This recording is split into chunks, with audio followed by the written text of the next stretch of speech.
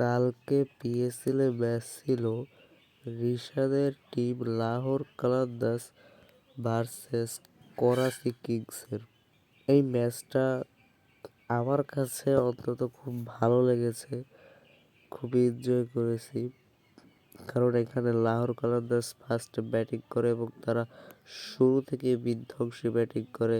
সেখানে তাদের ইফতিখার আহমেদ ৪৭ বলে ৭৬ রান, এছাড়া ড্যানি মিচেল ৪১ বলে ৭৫ রান, স্যাম লিংস ১০ বলে ১৯ রান, সিকান্দার রাজা ৫ বলে ১০ রান। এছাড়া লাস্ট বলে ইনিংসের একদম লাস্ট বলে রান আউট হয়ে গেছিলেন। এভাবেই লাহোর কালান্দার্স ২০১ রানের বিশাল রানের পাহাড় গড়ে এবং করাচি কিংসের সামনে টার্গেট ছিল ২০২ রানের। তবে আজকে ওয়ার্নারের করাচি কিংস কোনোভাবেই লাহোর কালান্দার্সের সামনে দাঁড়াতেই পারেনি, কারণ তারা প্রথম থেকেই বিপর্যয়ে ছিলেন। প্রথম ওভারে শাহিন আফ্রিদি, ডেভিড ওয়ার্নার এবং জেমস ভিন্সকে ০ রানে প্যাভিলিয়নে পাঠিয়ে দেন। দুজনেই ডাক মারেন এবং তারা খুব খারাপ পারফরমেন্স করে প্রত্যেকটা ব্যাটসম্যানই। যেখানে সর্বোচ্চ রান করেছিলেন খুসদিল শাহ, যিনি ২৭ বলে ৩৯ রানের ইনিংস খেলেন।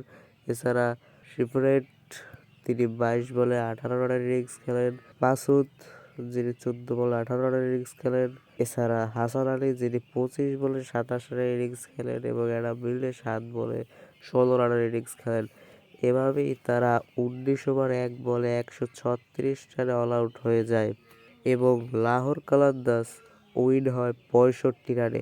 এবং এর থেকেও বড় কথা, রিশাদ হোসাইন, আমাদের বাংলার রিশাদ হোসাইন, সে ২৬ রান দিয়ে ৩ উইকেট নিয়েছে ৪ ওভারে। ভাবা যায় সে আগের ম্যাচেও ৩ উইকেট নিয়েছে, এই ম্যাচেও ৩ উইকেট নিয়েছে।